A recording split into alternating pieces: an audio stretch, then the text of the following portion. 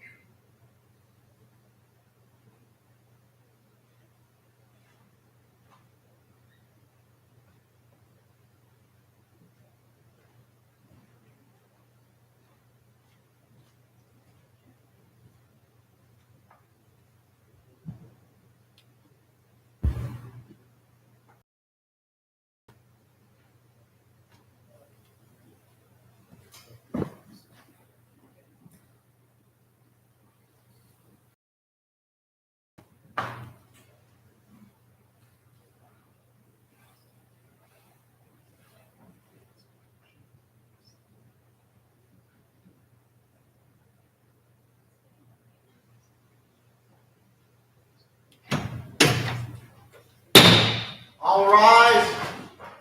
The Honorable Chief Justice, Associate Justices of the Supreme Court of North Carolina. Oh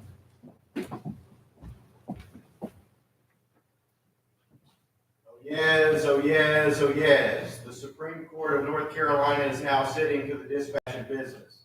God save the state and this honorable court.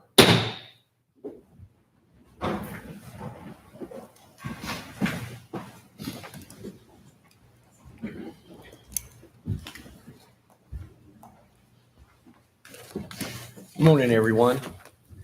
Thank you for being here with us. Late 1830s to the early 1860s, the Supreme Court of North Carolina would leave the heat of Raleigh to come to a more pleasant setting in Morganton. Our state constitution says that the Supreme Court will sit in Raleigh or such other places the General Assembly may designate.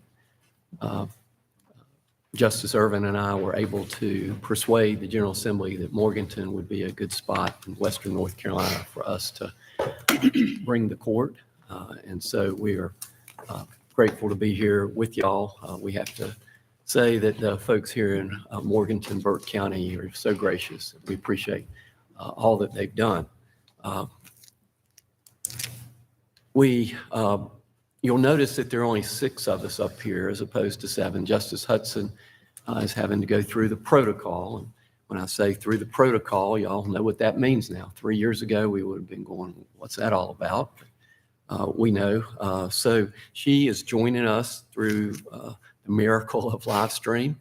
And she will from time to time text Justice Irvin if she has any questions. So Justice Irvin is not doing his social media post when he's checking his phone. He is simply seeing what Justice Hudson would like us to ask. Also, if y'all know anybody who has signed up for the last case for today, please tell them that case will not be argued. One of the attorneys came down with COVID, and so he was not able to make the trip up here. So we will not have that case. We're sorry for any inconvenience that may cause folks who were looking forward to being with us in the arguments. We appreciate counsel being here with us. The counsel in this case had to substitute in for another COVID case that had come up, and we appreciate y'all's flexibility in being with us this morning. The first case that we have is In re EDH. Yesterday we had a juvenile case, and I felt like that folks came a little close to identifying some of the folks in it. And of course, we do these cases without the identity of the parties. So just want to be sure that I'm reminding everybody of that. We'll hear from the appellant. Thank you. Good morning. My name is Pete Wood. I'm the attorney for the mother. In this case, this is an appeal of a termination of parental rights case out of Wilkes County, North Carolina. Thank you very much for granting oral argument. I intend to speak for about 20 minutes, and I'll reserve whatever time I have left for rebuttal. It's good to be back in person. The last time I argued before the court, it was virtually, and my brand new computer crashed, and I lost all audio. And that was a lot of fun. Took about half an hour to figure that out, and they patched me through on my cell phone. Yesterday, my wife had a virtual work meeting, and one of the participants had a screaming baby on his lap for the entire meeting. So it's good to be back in person where those things don't happen. It's good to be back in Morganton. So this case is pretty straightforward, I think.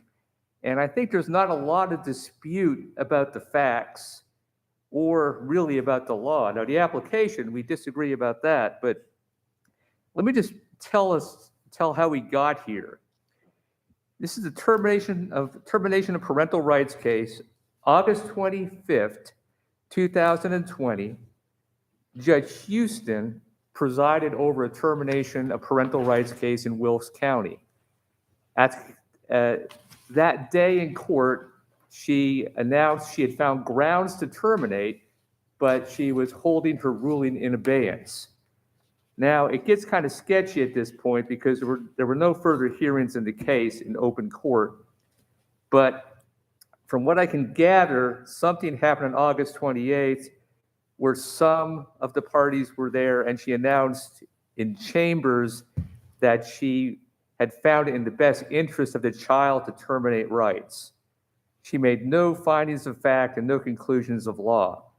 Nothing happened in the case until December 31st, 2020. Mr. Wood, just as a matter of fact, I read the transcript to suggest there was some question about, for this in-chambers meeting initially as to whether Ms. Hamby could be present, but that nobody else seemed to be expressing any difficulty in being there. And at least if I read the transcript correctly, Ms. Hamby ultimately indicated that she could be present. Was there any party that wasn't at this meeting that the record reflects? The record isn't terribly clear on that. So first of all, I was not the trial attorney on this. So my personal knowledge is based on what happened after I was appointed in March of 2021. And we are, of course, have to operate off the record anyway. So that's, right. That's... But all I know is at the TPR hearing, the guardian attorney and the attorneys for the two parents indicated they could be there, and there was some question about whether or not Ms. Hamby would participate via phone or if she could be there in person, and it was not resolved at that point. Well, so, I mean, at least this is at page 127. So the court, so I'll get up. I'm here Thursday. Okay, I would suspect I'd see every one of you, but Erica Thursday. So that's Ms. Hamby, as I understand it. So we'll get Erica on the phone and we'll have a conversation, and I'll let you get back to your clients. Ms. Hamby inaudible, and I'm aware that we're working off of recording machines here rather than stenographers. Hearing officer Morrell, whoever that is. Okay, Erica, okay, we'll all be here Thursday. All right, I'll try to look at the stuff and we'll Thursday. I'll tell you what we're going to do, and I'll get Erica to do the order, obviously. Okay, question mark. And I'm assuming the reference to hearing officer Morrell probably should be to the trial court. Right. Is that what we know about who was at that hearing? Well, so the trouble is they're talking about Thursday, and then August 28th is a Friday. So we have no clue who is available on Friday. I can tell you from conversations with people, I know that my client's attorney and the attorney for the father were there when she announced the best interest ruling. That's not in the record, but just from conversations, they told me they were there. It's not terribly clear. We just know what they forecast they could do, and they held it on a different date, which sort of threw all the conversations, out the window. Let me ask you this. We've got a finding by the judge who did sign the order, Chief District Court Judge Burke, that says findings of fact, conclusions of law, and decretal announced in chambers on the 28th day of August 2020 by the Honorable Jeannie R. Houston. And it seems like to me that the real dispute is, did that happen? Yes. Would there be a problem in sending it back to the trial court to say, you've made this finding with regard to what happened on August the 28th? We need more details on that to be sure that this order that's entered was Judge Houston's order and not something you did. I think that would make a lot of sense to send it back for further findings. One issue I have with these cases is that often matters happen after the last hearing, right? But then the rules of appellate procedure provide that the record shall contain matters that were before the trial court, which is all great until you're in a situation like we have here today, where the whole gist of the appeal deals with things that happened after the hearing. So they deal with matters that were not before the trial court. And that's just sort of this weird kind of loophole in the appellate rules. So I don't know how you resolve that unless you have further findings, or unless there could be some sort of stipulation. I mean, there's a stipulation in the record in this case that Judge Houston retired on December 31st, and that's public record. Now, there's no public record about what happened with these hearings, and I talked to the clerk and I talked to the court reporter, and there were no further hearings in the case, because when I saw that on August 25th, my first thought was, okay, there has to be another hearing here at some point, and somebody forgot to transcribe it. But there wasn't another hearing, and that's why we're here today, because it's not clear at all. Am I right in thinking that it seems like everybody agrees that if these findings were done by Judge Houston and all Judge Burke did was sign the order in his role as Chief District Court Judge pursuant to the statute, then that would be okay. But if Judge Burke is the one who maybe looked at some of the notes and decided that, hey, I can fix an order based on whatever these are, and that it ended up being Judge Burke's findings when he wasn't the judge who presided at the hearing, then that would be the problem. Am I correct in thinking that's where we are with regard to this case? You are 100% correct. That's the way I see it. Yes, absolutely. And so Judge Burke signed the order February 15th of 2021, which was 6-7 weeks after Judge Houston retired. And the problem is we just have this huge black box from the 25th of August until until February 15th of the following year. We just don't know what happened. And that's really problematic because the case law on all this is pretty straightforward. Only the trial judge, the judge who heard the case, has authority to enter an order, make the findings of fact, conclusions of law, and enter the order. And that's pursuant to the rules of civil procedure, Rule 52, Rule 58, and then Rule 63. But there is a narrow exception, that's Rule 63, that says, but a subsequent judge can enter an order, but only in these very limited circumstances, which would be, number one, the first judge has to be unavailable. And that happened in this case, there's no question. Being retired is unavailable, that's in the statutes. And the second thing is that the order has to be entered in purely a ministerial fashion. And my read on the case law, it goes back a couple generations, is that what that's saying is that the order has to be complete.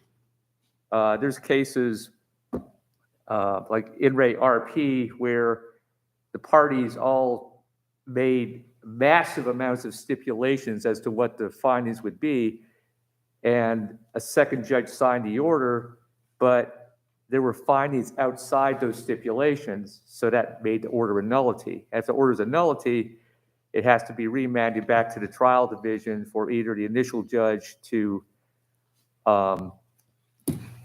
prepare the order or for a new hearing that took place. Although Wisnant has kind of an odd ruling, and it says that it should be remanded back for a new hearing before the initial judge, which doesn't make a whole lot of sense to me. I don't know why you would do that if the initial judge has already heard the hearing, but that's the ruling in Wisnant. Well, one of the questions that occurred to me was, assuming that we're in the position that your argument suggests that we're in here, which is that there are facts we don't know, or that there are important facts that we don't know. There are always facts we don't know.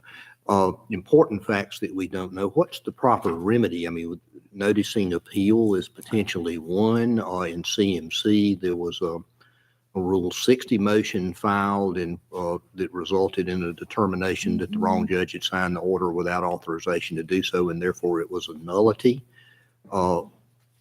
Given the way that the court system works, what's the best way, in your view, to solve the problem of lack of knowledge? I would say the best thing to do would be to send it back to the trial division, and they're the best position to sort of figure out what to do and to give them several options.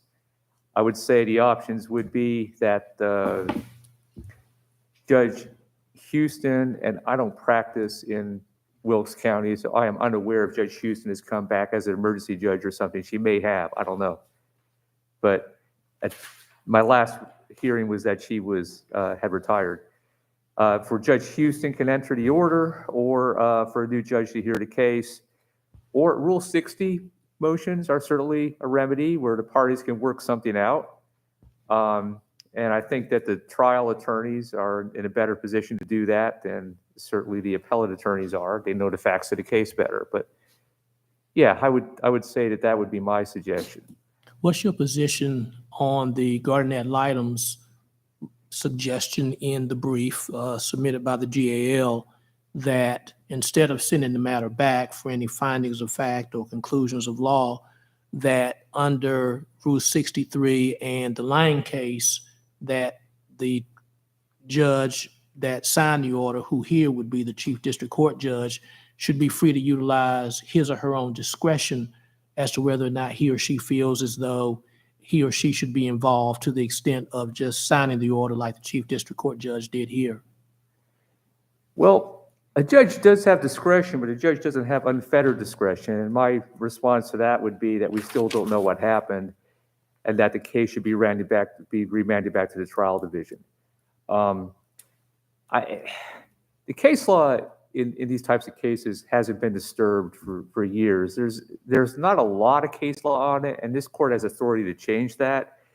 But the case law is all on the same page, and basically it says that for good reasons, a person has the right to have a hearing, has the right to have the judge who hears the case decide the facts and the conclusions of law, and that's codified in the rules of civil procedure. And I think that if we circumvent that and allow a different judge to sign the order, they would effectively say you don't have the right to have a hearing.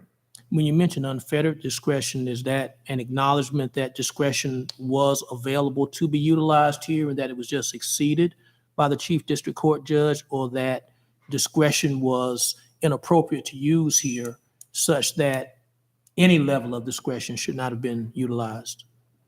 Well, Judge Byrd is not forbidden from signing an order. He's just limited by Rule 63. So there is, I'm not going to say that he can never sign an order, because he should be able to look at it and determine if it's a complete order or not. But what I'm saying is that in this case, there's just not, the record doesn't support that.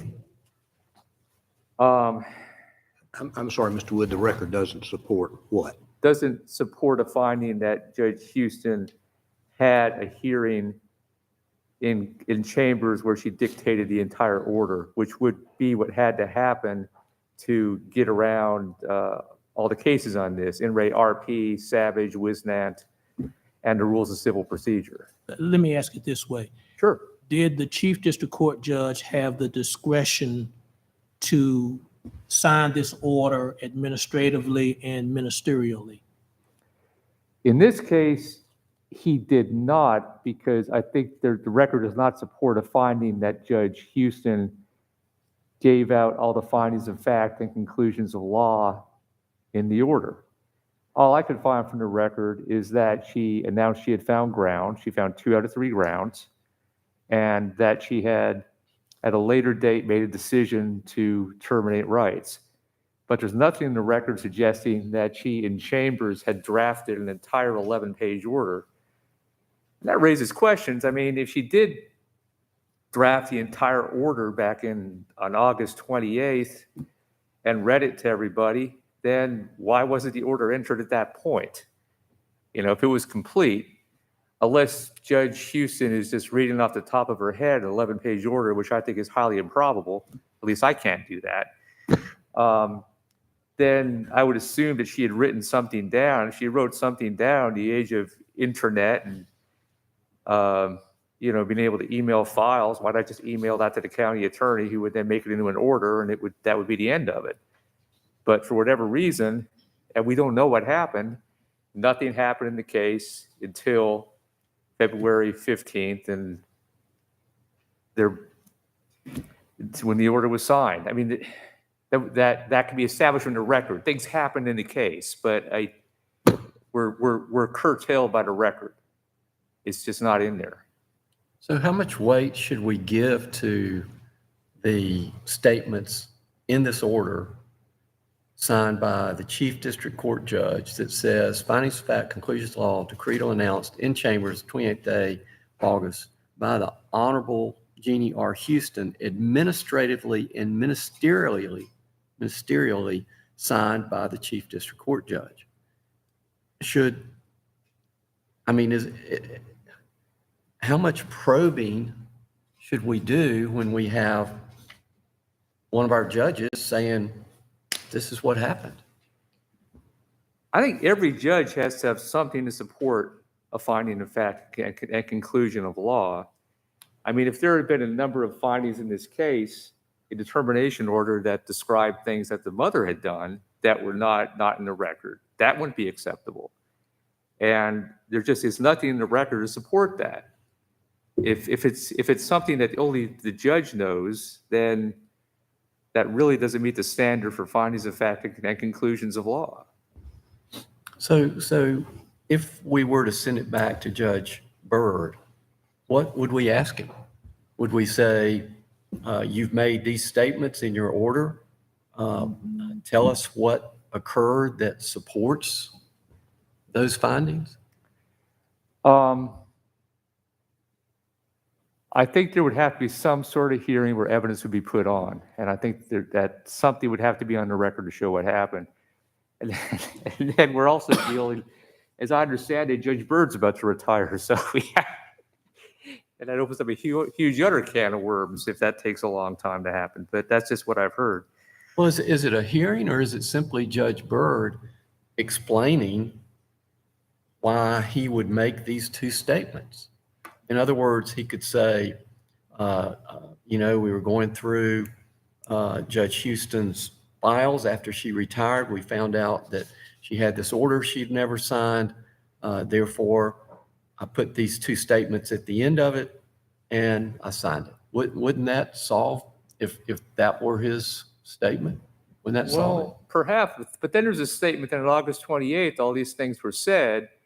And if he announces, calls all the parties back and says, look, I'm going to say on August 28th, the judge said all these things. And then trial attorney for my client stands and says, hey, you know what? I was there August 28th. That didn't happen. You weren't there. And I assure you that did not happen unless there was some sort of meeting between the two of you.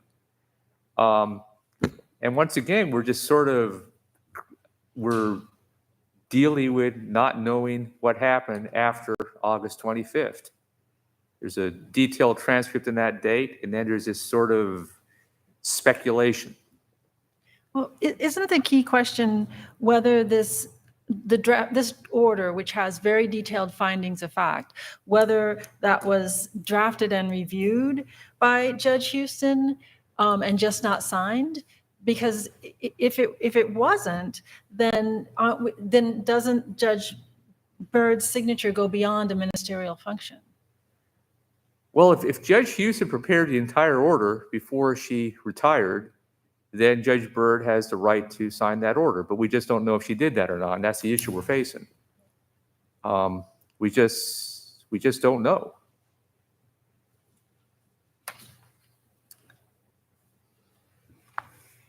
I will say that in this county, as most counties, and Justice Morgan and I worked in this courtroom in Wake County for a number of years. We know how orders were done down there. The orders are drafted by the prevailing party in a contested case, and then they are sent to people, to the opposing parties to review, and also CC the judge, and eventually there's sort of negotiations where any dispute is ultimately settled by the judge. So unless they broke from that in Wilkes County, there would have had to have been involvement of all the parties, at least the way these cases are traditionally done, but they may not have done it that way. And once again, we just don't know.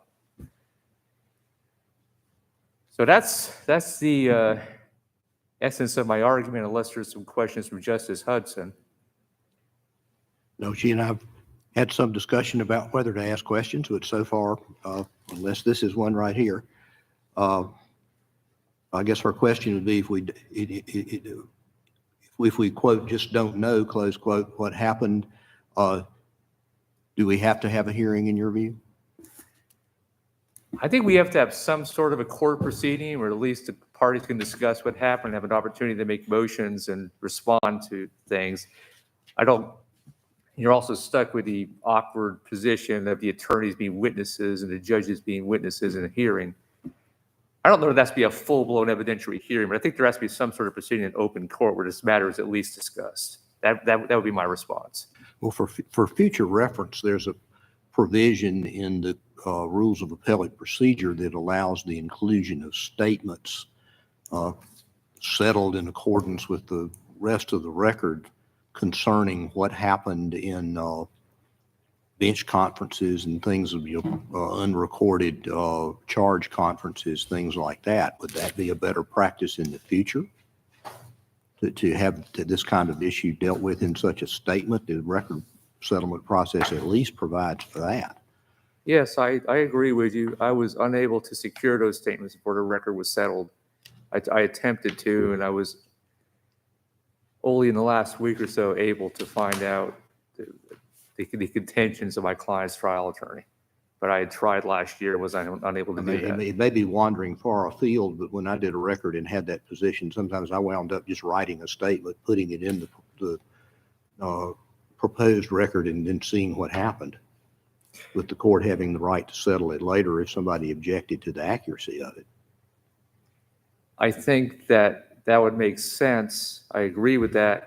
But one problem I had was I was unable, until last week, I did not know the official position of my client's trial attorney. I tried to reach him and was unable to get in touch with him until last week when he and I finally communicated. And I don't really know why that happened, but it did. Yeah. Before you take your seat, in looking at your brief, you say that we, quote, should vacate the termination order and remand to the trial division with instructions to dismiss the petition to terminate parental rights, unquote. Are you, apparently from your oral argument summation, saying that you'd be satisfied on behalf of your client to have the matter to go back on the order itself to get more information about the order?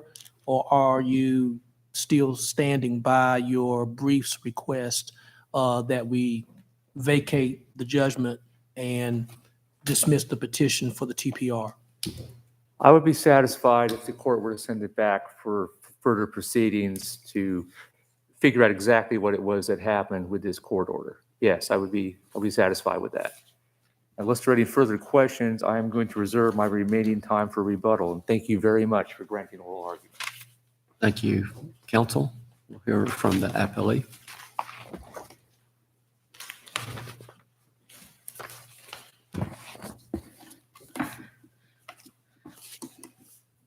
Good morning, and may it please the court. I'm Erica Hamby. I represent the Wilkes County Department of Social Services.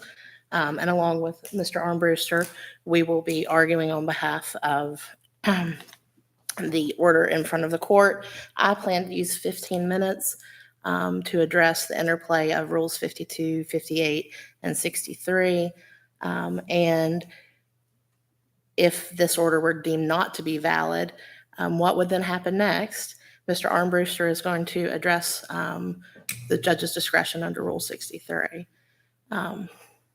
First, I think it's important, the appellant argues that case law is settled, that all findings must be made and all conclusions made.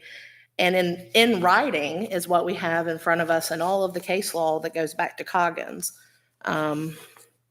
However, it's interesting, all our case law cites Coggins and cites the rule that the court has to do 3 things in writing. But in fact, Rule 52 doesn't require writing. The word writing or written doesn't appear in Rule 52. Rule 52 says the court must or shall find the facts specifically and state separately its conclusions and direct the entry of an order. It doesn't even say, as Coggins, that they are to enter judgment accordingly. They are to direct the entry of the order. And we've had years, I believe Mother's Counsel cited pretty much all of them. We have Wisnet, we have Coggins, we have CMC, we have Nutton. We have a history of cases trying to reconcile Rule 52 and 63. If 63 says someone can sign an order administratively and ministerially, how many of those findings have to be made? We have, I believe, one of the cases cited actually goes so far as that they had all of these stipulations, and it was not determined to be sufficient because in the case law, we're looking at this improper standard of written and trying to reconcile 52 requiring that a trial judge write everything down when they make the findings, and 63 saying that someone else can enter it.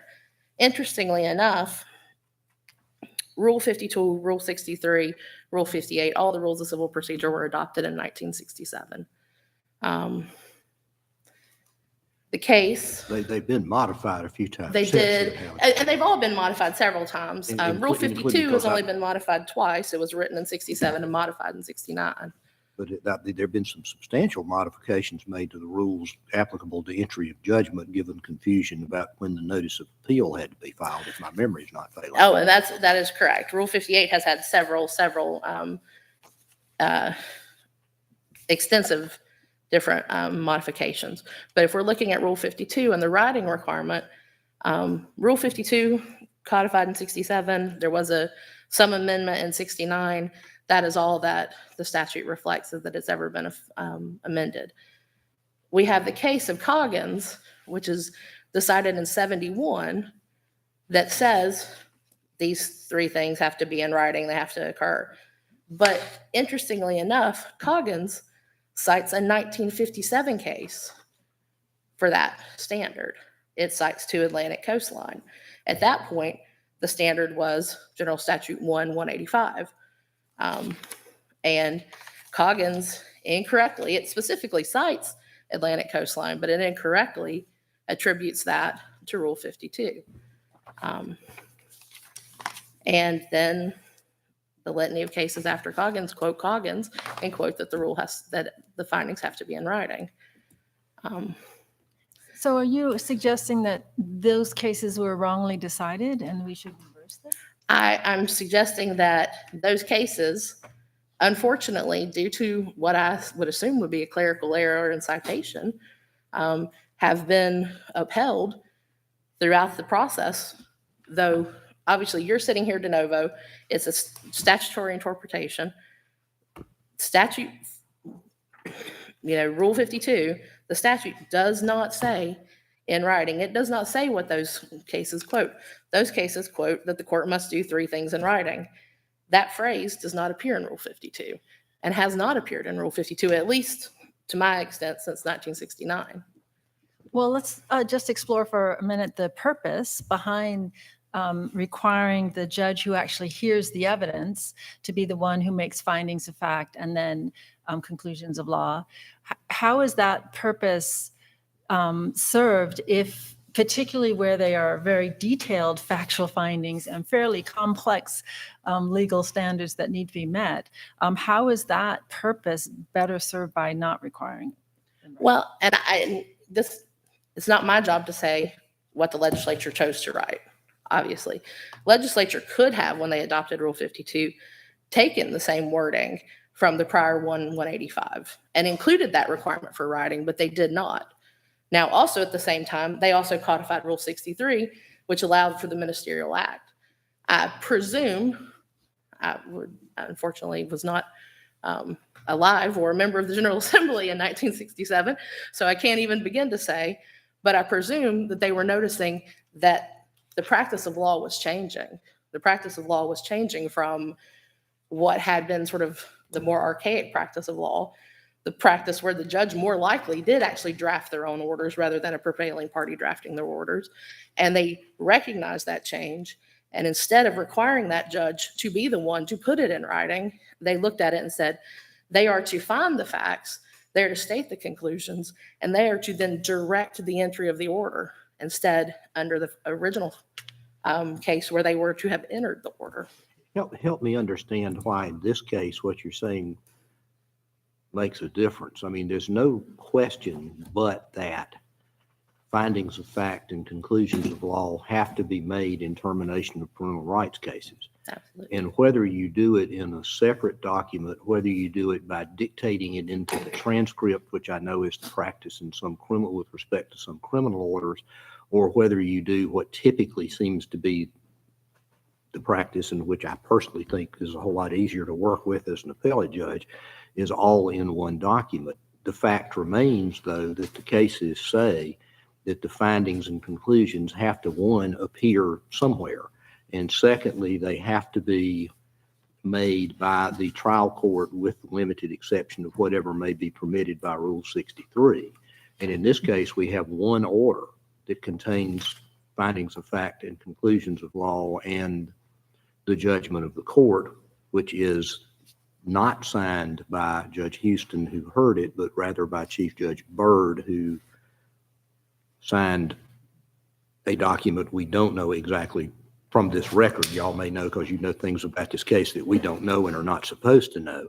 All we know is that we've got a traditional termination order signed by a judge different than the one that the record reflects heard the order, which you're generally not supposed to do based on a long line of cases, with Judge Byrd having then made a determination that he was acting ministerially, and we don't know anything beyond that. I mean, that's practically where we are. I'm trying to understand what your argument says about the validity of that process. Well, and ideally, we would have a situation where judges put everything on the record. Obviously, that's the ideal. We don't, you can't put everything in the order without including basically a transcript in the order. But, given that we are where we are, given that there is concern expressed about whether Rule 63 has been complied with or not, what is an appellate court supposed to do with that? Well, and I don't want to step on Mr. Armbruster's argument, but I think at this point, I think he just indicated it would be fine if you stepped on it. I think if you've got a chief district court judge, presumably they're the judge who has been overseeing this other judge that they're signing for. They know that judge's procedures. They know that judge's ins and outs, their quirks. They presumably can pick up the phone and call that judge. 63 has that discretion for that judge to then say, I, acting as chief, feel that these are, in fact, the findings and conclusions made by the judge that is incapacitated for whatever the reason may be or unavailable. And I, based on my discretion, my knowledge of that judge, my working relationship with that judge, feel that I can sign this ministerially. If I did not feel so. If the trial court makes such a determination, and Judge Byrd clearly did here, to what extent is that determination subject to challenge by another party? Well, and I think that would be an abuse of discretion that someone could appeal and claim that was an abuse of discretion.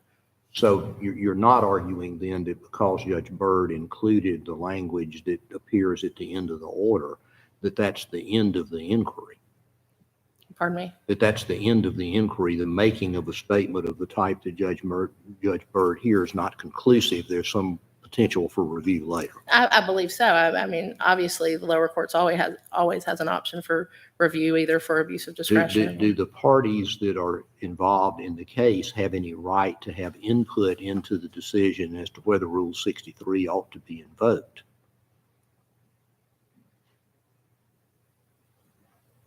I think trial counsel obviously were there at the time, and if they felt that for whatever reason the recitation did not reflect that of the Well, I mean, you described a set of circumstances. I mean, I realize we're just talking hypotheticals here, but let's assume that come January of 2021, after Judge Houston retires, Judge Byrd does what you said, picks up the phone and calls.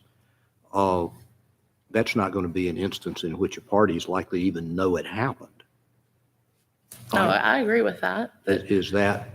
But again, sort of as was reflected, there is the process that generally the documents are circulated, and parents' attorneys do have the opportunity to make objections or suggestions or clarifications to the. And we have no idea whether that happened here or not based on our review of the record. Based on the record, we And do I'm not. trying very hard not to solicit comments about what people. And I'm wrote trying very hard independently. not to give them to the court because they are not part of the record, Your Honor.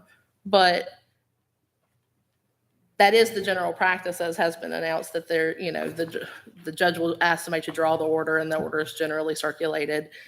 that seems to be practice amongst most trial courts now, is they obviously do not have the time to sit and draft their own orders due to the volume of cases before them. Based on the face of this order and looking at the language that the Chief District Court judge used in signing it, just on its face, and looking at Rule 63, should this court give deference to the order and not go any further?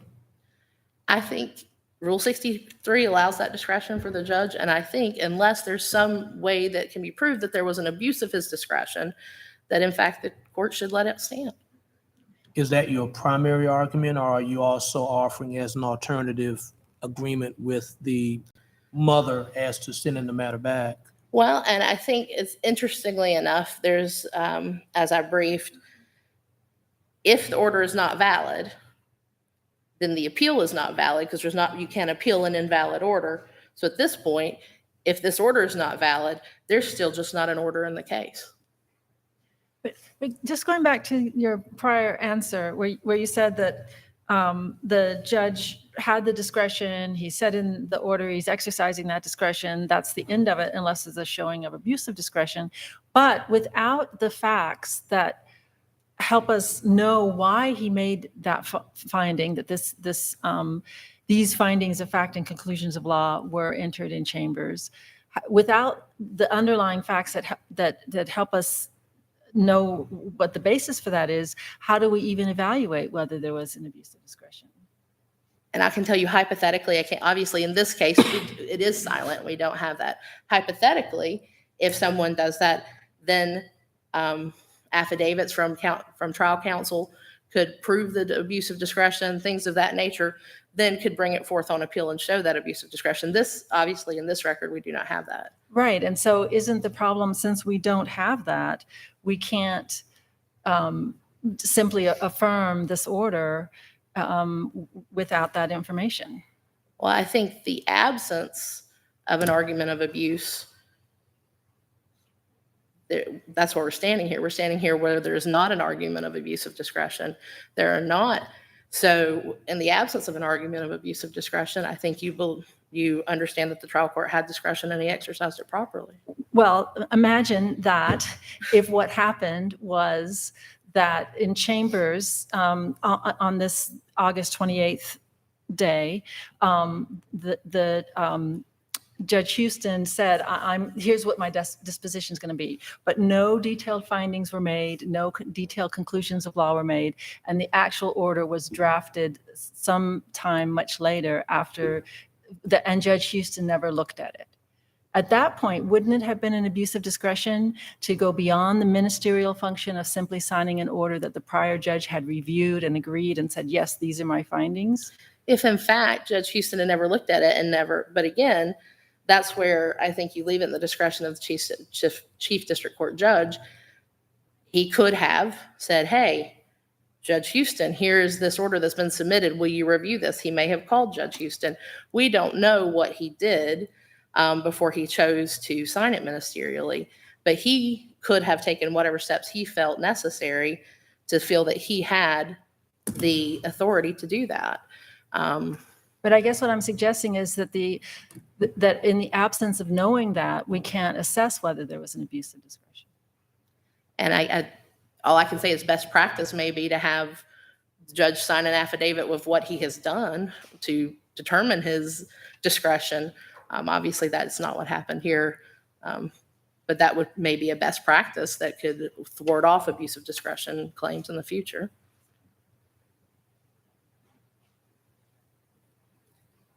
And if there are no further questions for me, I would yield to Mr. Armbruster. Thank you, counsel.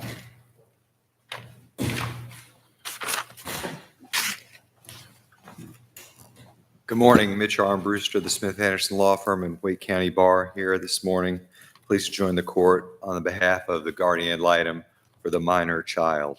I think the court has been focusing on the correct issues in this case regarding, what guardrails exist under Rule 63 and the extent of the judge's discretion, and whether what happened in this case is appropriate to show that the judge that they documented what happened for the original trial judge that heard the matter, and then the chief district court judge that signed the case. This is not a case like Savage where the judge who signed the order was just not the judge who heard the case, and there wasn't a showing, that the original judge wasn't available. Those are cases where there was no application of Rule 63. But here, I think Justice Newby's first question brought up the right point, that we have a finding in the order, findings of fact, conclusions of law, decretal announced in chambers on the 28th day of August, 2020 by the Honorable Jeannie R. Houston. And there's nothing in the record to suggest that recitation is incorrect or didn't happen. Well, and I guess Mr. Armbruster, one of the things I was struggling with in order to try to determine what effect to give to this statement, if you analyze it in traditional finding of fact and conclusion of law categories, and that may or may not be the correct way to look at it, but it would seem to me that we're saying, one, that the Chief Judge Byrd is saying, one, I acted administratively, and secondly, ministerially. Those strike me as more akin to something that we would most of the time label as a conclusion of law rather than a finding of fact. And typically, one, would you agree or disagree if we were to impose those categories on this language? Would you agree or disagree with that characterization? It's perfectly okay to disagree, but the next question is going to be, if so, why? I guess this recitation, the first recitation, finding of facts and conclusions of law, I think that's supposed to be a factual recitation. What actually happened in this case? And that's really the precursor to the judge's conclusion that he can administratively and ministerially signed it. Because if there was if this prior paragraph wasn't there about findings of fact, there would be no basis for which you can conclude the judge had the ability to enter this ministerially under Rule 63, that he would be able to do that. So I think when you're reviewing this case, you have to have some basis to understand if the judge had the ability to exercise his discretion to do so. So if this is not sufficient, the court would say there's not enough information. But I would submit that this is sufficient to say there's a recitation that the judge did do it in their chambers. Ms. Hamby talked about the fact that there's not a requirement of a writing, and one tweak I'll add to that is the Wisnant case, cites Rule 63 at the time, and Rule 63 at the time talks about findings in fact and conclusions of law are filed. Well, Rule 63 was amended about 15 years ago, and Rule 63 as it reads today doesn't have that language about findings of fact and conclusions of law being filed. So that would suggest that them being announced in chambers they do have to be of record somewhere. I mean, we can't just have somebody make oral findings of fact that are not taken down, not reduced to writing or put somewhere, because then you never, you just have evanescent spoken words without anything to tie them to. They've got to be some record of them, right? Well, I guess the question for this court is, and because there's not a decision. And I'm not talking about what judge, I'm not talking about necessarily this set of circumstances, but just findings of fact in general. A bit beyond what's in the actual order that was signed ministerially. I mean, as I said in my discussion with Ms. Hamby, of course, in litigating suppression motions, for example, in criminal court, it's very common for the trial court at the end of the hearing to say, I just enter an oral order, but the court reporter takes it down, and therefore there's a record of it. What if, in that way, there's no basis for disputing what the findings of fact were. Does anybody have a right to dispute whether there were, in fact, findings of fact, conclusions of law, and decretal, presumably there's a word missing there, announced by Judge Houston on August 28th? And if so, how would they go about doing it? I think there would be a basis, Justice Erman, to do that. So if you're trial counsel at this matter and those things didn't happen, you could file a motion to reconsider. You could file a Rule 60 motion. The rules for what can be in the appellate record are not, completely strained. They may not include, a submission of that was that petitioner attempted to make in this case, which was denied because that wasn't in the record. However, anything that has been submitted to the trial judge in a matter, even if it wasn't filed, if it was offered for submission under Rule 11, all those things can be made part of a record on appeal. So a letter to the court right after this is entered from the parent's attorney that says, well, this actually never happened, or I didn't attend it and I object to this, or something like that. There would be some way to get it into the record before the court that what is recited here in the order did not happen. And I think that could be a standard this court could adopt. It's not the only way the court can go, because I hear you're grappling with this issue, but I would submit that would be appropriate here, and not as a gotcha or as an appellate loophole, as Mr. Wood referred to it, but really as there's got to be, if as we're sitting here today, we have no reason to doubt that this just didn't happen as it says in the order, and no one objected to it because this is what happened, that the findings of fact and conclusions of the law were announced in the chambers, and this order was subsequently, was prepared based on that and just was never signed by Judge Byrd. That's the record we have before us now. So I would suggest, Justice Ervin, that this is sufficient based under Rule 63, which currently doesn't require that there have been writing findings or whatever before the other judge takes it over for any subsequent material that happens in the case. But I do agree it's a case that hasn't come. Yes. Except that unless Judge Byrd was present at the August 28th meeting, how is Judge Byrd supposed to know what Judge Houston found, concluded, and ordered? I think it's on representation of counsel, the proposed orders to that. This is what happened. You're correct. There's no because there's no other record that I'm aware of, and there's certainly nothing in the record that shows that happened. So in terms of, this court's, the termination of parental rights cases are important cases. No doubt, we're terminating the rights of a parent. We're protecting the rights of the children. So if the court finds that that this is not sufficient, that would be the court's determination in this case. From my reading of the cases and this recitation here with no evidence that this did not happen, I don't think there would be a basis to overturn on this case, because if this did not happen or something, there's no preservation.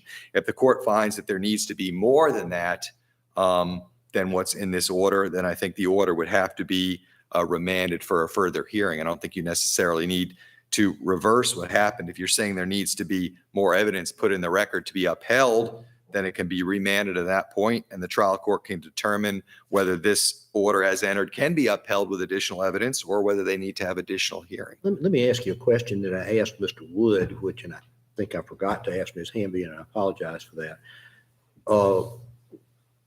Given that typically this type of issue requires additional factual development that's not generally contained in an appellate record, what is the appropriate method for challenging it if you've got a party like Mr. Wood's client who contends that an order was not properly entered under Rule 63? So if there was a rule, I think one option would be a Rule 60 motion, where I know that in that case, the trial court could only enter an advisory order, I believe. But the court could be advised if the trial court was going to grant a Rule 60 motion, Supreme Court remand the matter back. The Bell versus Martin. Yeah, exactly, Your Honor. Otherwise, I think, if there were proceedings at the trial court level, including a letter to the judge and other things that could be put in the matter, I think if the parties are willing to you mentioned stipulations. I mean, if the parties all agree to something like that, that could happen. I think if I was representing one side and wanted to get something into the record and the parties couldn't agree on a stipulation, the attorneys couldn't agree on a stipulation, then you may have difficulty of getting it in. But even then, you could serve objections to the proposed record on appeal. And you could probably get it in that way, perhaps, saying you wanted to, you propose certain things needed to be in the record through the objections. Now, that's not the normal way, I think, of objections to the proposed record on appeal, but with the absence of another way to do it, because you could do it by stipulation. They won't agree to the stipulations, some recitation. Though I think the best practice really would be to have something put into the trial court file, whether it's even a letter to the judge, or a proposed alternate order, or something recognizing that what you're saying here, hearing here, is there's no transcript of this of what says it happened in chambers, and this didn't actually happen if that's not what happened. Because what's before the court right now, there's no evidence that it actually happened. But if that's not sufficient for the court, then this order by itself doesn't stand. But I think it would be appropriate to stand. I do think that there's no showing of a lack of prejudice. There's no challenge to the actual merits of the appeal in this case. This child had been in for over 2 years of custody at the time of the TPR hearing, and now we're 2 years past that. And, there were 2 bases of finding to terminate the parental rights of the mother, 3 bases this to the father, and the father did not appeal. So there's nothing showing that that these findings of fact or conclusions of law are actually being challenged. And so, though these cases don't talk about a lack of prejudice, I think it's something that could be considered here. Is there any prejudice that's been caused by the procedure in this case? Is just not something that's been addressed in the cases. Which is another question I was going to ask somebody. I interpret Quiston in some of these earlier cases to make a failure to comply with Rule 63 jurisdictional. Is that the way you read them? Well, jurisdictional, right? Because if the judge, if Rule 63 doesn't apply, the order doesn't work. The order's void. So Rule 63 does have to apply, or otherwise you're not going to have a formal order. You're right. That would be jurisdictional. But in terms of judges' abuse of discretion or other matters to review this matter, I don't think it's irrelevant about whether there's any issue about the contents of the order and any challenges to that. I think that could be something that the court could consider, or could at least say, at least in this circumstance, we don't find there's an error. You can leave open the question for a future decision as to whether, that would change the result. If you were to uphold this decision, you could leave the question open as to whether the decision would be different if there was also showing a prejudice based on the claim that they said that this wasn't appropriate. You'd have to find that this was an order within the jurisdiction and the discretion of the trial judge for you to be able to reach that decision, though. But I would submit that in the absence of, any evidence that this material didn't happen, unless the court wants to say, we think it's impossible that this happened, it's just abuse of discretion because we don't think this ever happened, which would kind of require speculation from the court. In the absence of that, I think that this sort of recitation, unless you're going to require a transcript, should be sufficient to allow the judge to issue his discretion. And then you're just reviewing for abuse of discretion under the facts that we have. Can the trial judge have reasonably determined that it was in his discretion to do it or not? And if he didn't, then you have to remand it for a further hearing. Thank you for the court's time this morning, unless there's any other questions. Thank you, sir. Thank you. Rebuttal? Yes, thank you. So I think that Rule 52 might not specifically say that there's a requirement that findings be done in writing, but if they're not done in writing, then it's a problem, because either there needs to be some record of it, as has been pointed out by Justice Urban. If they're not done in writing, then they sort of just vanish into the air. So if they're not done in writing, then there should be a requirement they be done at least in open court with a court reporter there. Otherwise, we'll be quibbling back and forth on what was actually said. And if you get 2 attorneys taking notes about what a judge said, you'd end up with 2 very different versions of what happened. So what should the judge have done here? I think, Other than have this finding, should the judge have gone into more detail about what happened on the 28th, gone into more detail about how the order was presented to him? What does the judge do? I think the judge has to put something in there which says what happened, something to support. Well, why isn't that this was announced in chambers on the 28th day of August? Why isn't that adequate? Because the record does not support that happened. We basically have the naked assertion of Judge Byrd that happened. And Well, but you do have a transcript where it appears that everybody agreed that they were going to get back together on the 28th. they agreed they were going to get back together, but only for the limited purpose of finding out how the judge ruled, if the judge was going to find in the best interest or not. And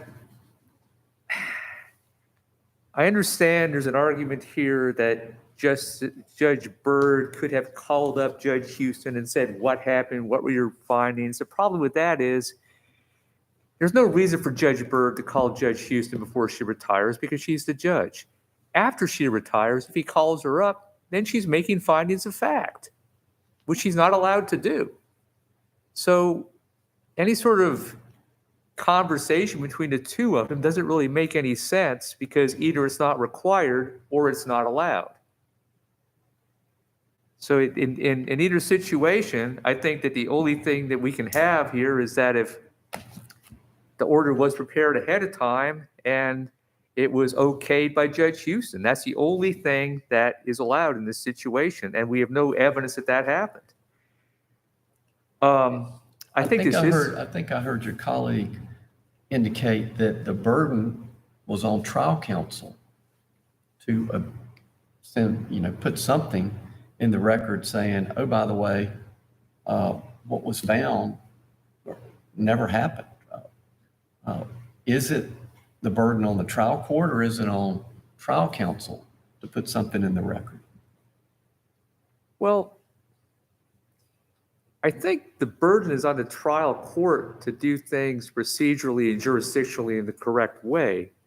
Because if this were, say, a subject matter jurisdiction case, if this was a termination of parental rights hearing that was held, say, in Superior Court before a Superior Court judge or in front of a magistrate, even if nobody objected, that wouldn't be allowed. There'd be no requirement to shift the burden to another party.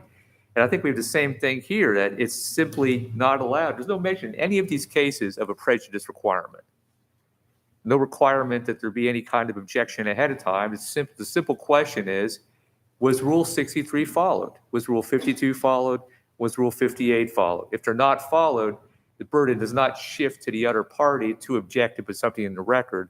The rules have to be followed because either the court has authority to enter the order or the court doesn't. So that would be my response to that.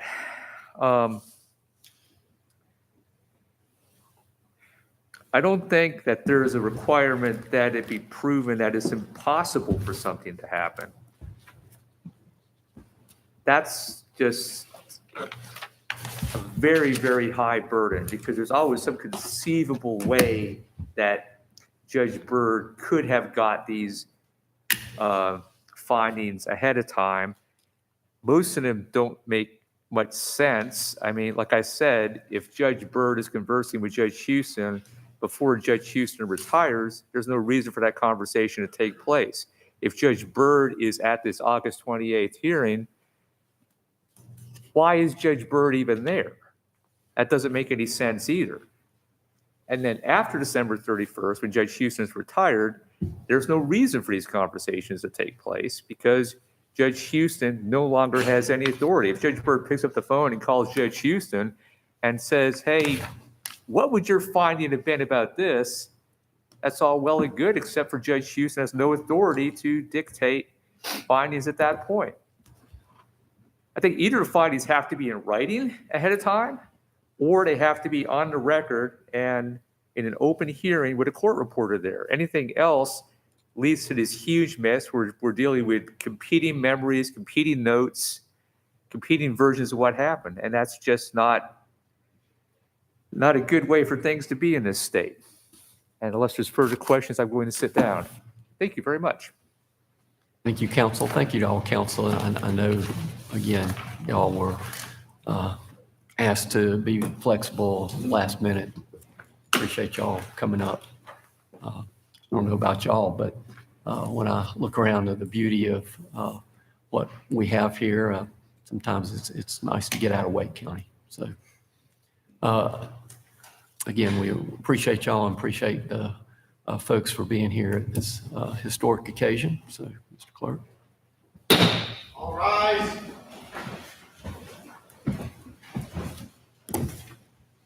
Oh yes, oh yes, oh yes. The Supreme Court of North Carolina will be in recess until 11 a.m. God save the state and this honorable court.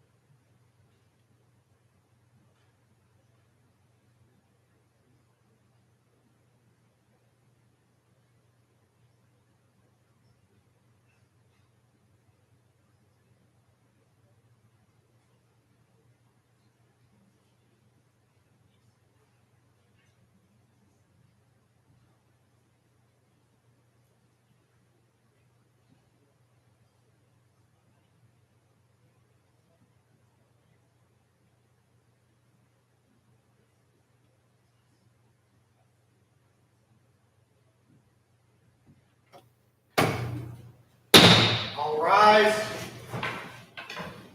The Honorable, the Chief Justice and Associate Justices of the Supreme Court of North Carolina.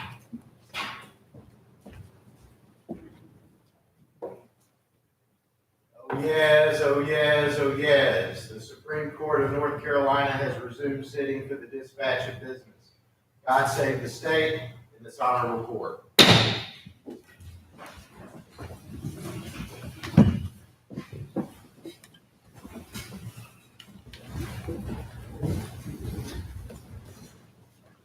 Good morning, everybody. We appreciate y'all being here. Such a historical location for us to be holding court. Actually, the Supreme Court would meet here from the late 1830s to the early 1860s to get away from the heat of Raleigh, to come up to a more pleasant venue. We are grateful that the General Assembly allows us to hold court here. Our Constitution says we can hold court in Raleigh or such other places the General Assembly may designate. And they designated Edenton in the east, and Justice Irvin and I were able to convince them that they needed to designate Morganton for the west, and they've done that. So this is one of our permanent homes away from home, and it's always great to be here. Folks are so gracious. I know they work so hard to make this a memorable occasion for everybody. You notice that there are only 6 of us up here. Justice Hudson is participating, but she's having to go through the protocol. And when I use the phrase the protocol, 3 years ago, nobody would have known what that meant, but we all know what it means today, sadly. So from time to time, she will text a question and or a comment to Justice Irvin. So he is not posting anything on Facebook. He's simply trying to see what Justice Hudson might be seeking for him to ask. And also, hopefully, no one will appear for our last case of today after this case, because this is our last case for today. Our case 3 today had to be canceled because one of the attorneys developed COVID. So our next case and our last case for today is State versus Jeter, maybe Jeter, and we will hear from the appellant.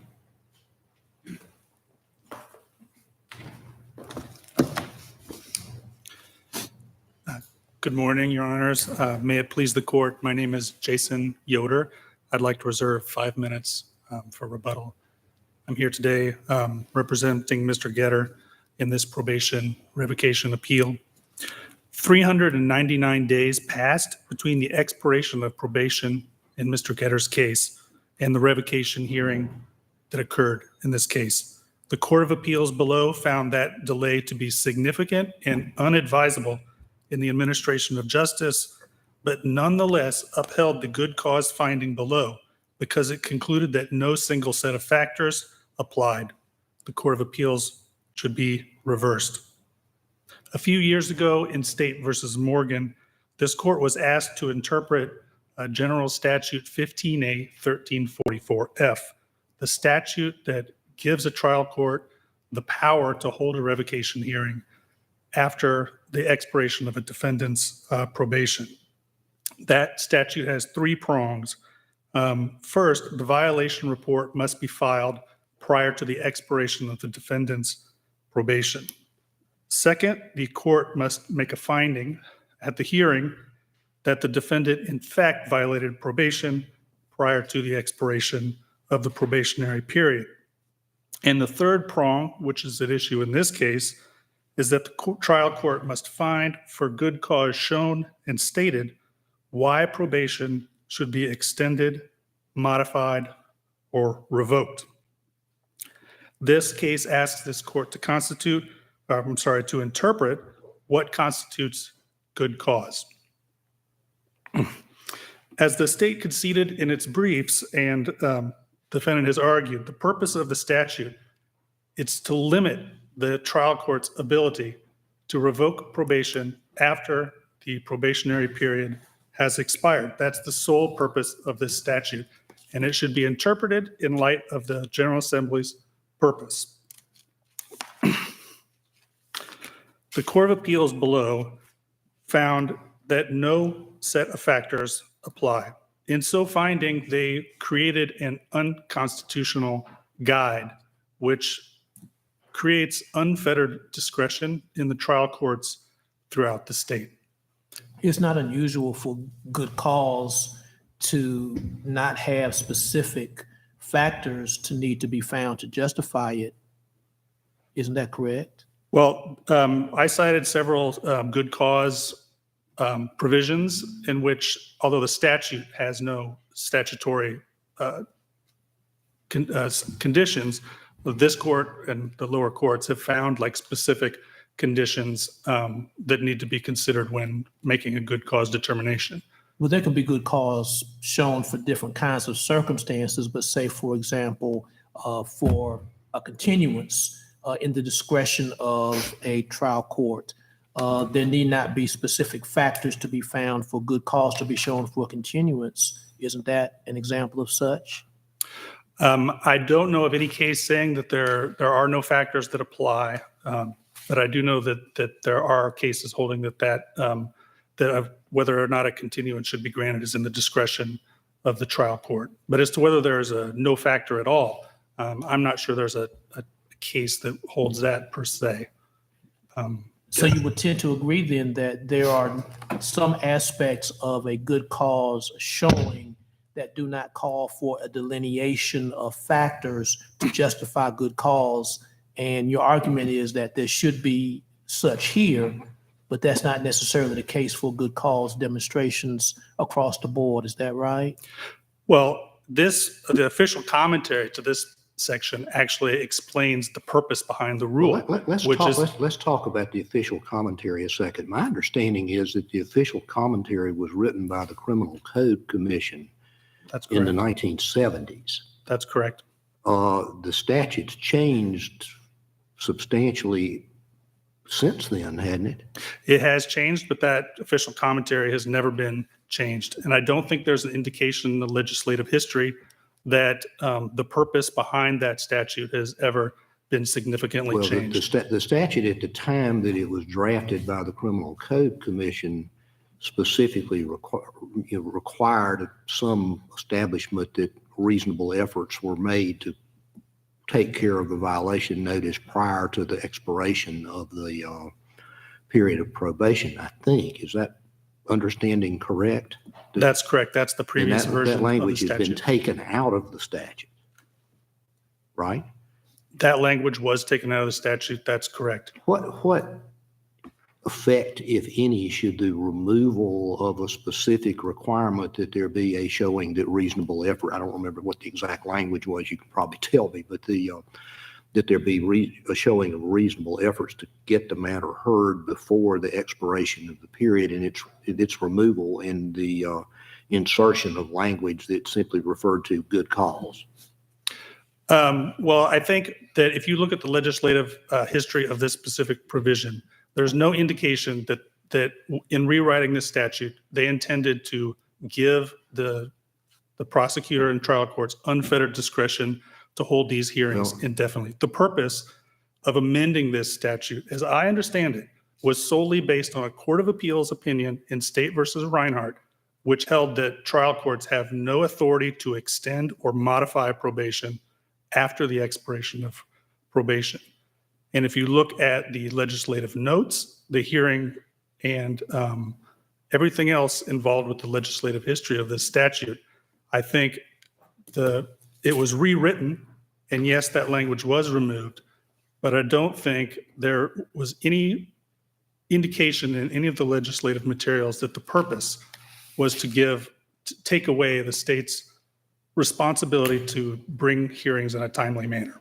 And Justice Hudson, I think this is an appropriate place to ask this one. Justice Hudson wanted you to tell us, what should guide us in determining what factors should be considered. Not what are the factors, but how should we determine what's a relevant factor, if I understand the question correctly. Well, I think one of the factors I identified in the briefing was the official commentary.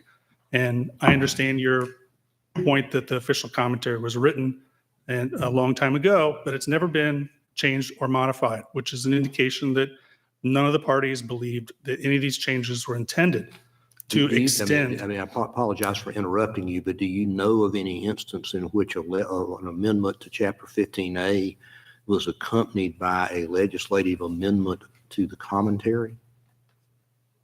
I don't know of that specifically. I didn't look for commentaries that had been deleted. Just because I'm trying to figure out what weight to give the argument that you just made. I mean, there was seems to me if there was a practice of amending the commentary at the time the statute was amended, that might be one thing. If the commentary was left undisturbed when an amendment was made, that might be something else. That's why I was asking the question. Well, I don't know of any case where it was deleted, but in consideration of an amendment. But of course, in this case, it wasn't deleted. So it remains the official commentary to govern the interpretation of this particular statute. And I interrupted your answer to Justice Hudson's question. I'm now correcting myself for interrupting the answer to a question that I asked for somebody else. So I understand what that looks like, but go ahead.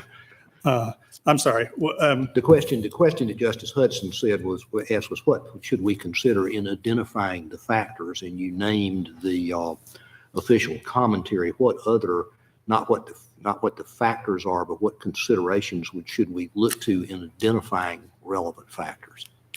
Well, I think you want to look to the purpose of the statute, which the intent of the statute is to limit and stop the state from being able to bring revocation hearings after the expiration of probation. That is the purpose of the statute. The General Assembly did not have to include this provision at all. It could have said that all you have to do is file a violation report prior to the expiration of probation, and you have unlimited power to hold a revocation hearing irregardless of the amount of time that lapses.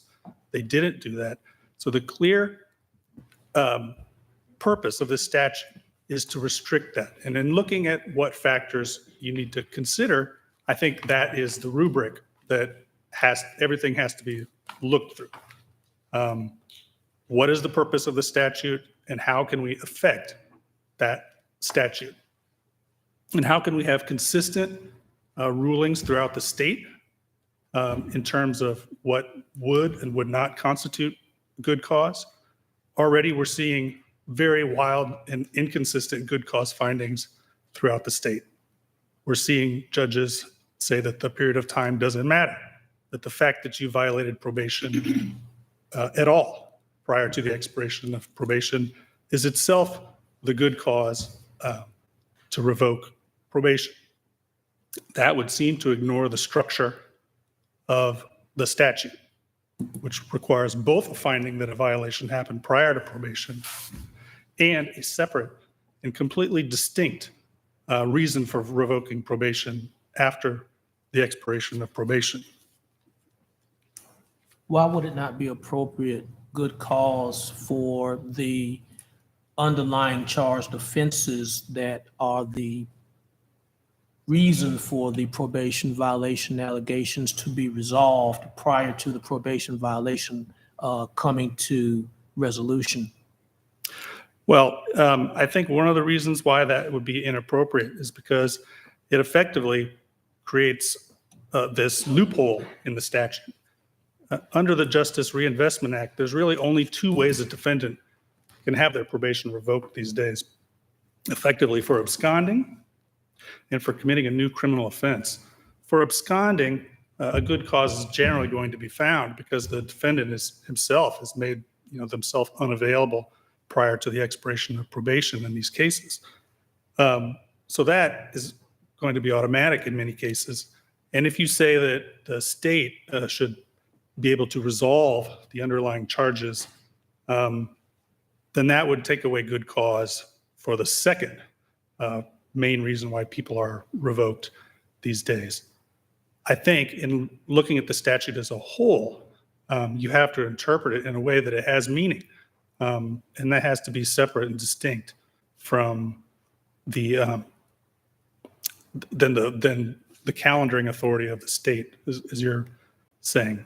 Is there actually a prospect that a probationer could benefit from having a matter to be delayed or continued until after the resolution of the charged offenses that undergird the probation violation charge, as in the charged offenses that undergird the probation violation charge could, for whatever reason, be resolved to the benefit of the probationer, such that there is nothing upon which the probation violation could stand? Well, and this is an example of that sort of a fact pattern here. The state attempted to prosecute the underlying criminal charge, and they made the argument that this would have benefited the defendant, but it didn't ever benefit the defendant. The state was going to pursue this revocation irregardless of what happened to the underlying charge. I know what happened here, but my question was, with all due respect, is there that prospect, though, not knowing how the case was going to come out going into the probation violation charge, isn't that something that could inure to the benefit of a probationer and hence be good cause shown that actually benefits the probationer? Well, the good cause has to be shown by the state, not something that has to be good for the defendant. So this statute puts the burden on the state, and solely on the state. It's not a speedy trial statute where that has to be asserted by the defendant. It's not a right of the defendant. It's a statute that puts the burden solely on the state to show that good cause.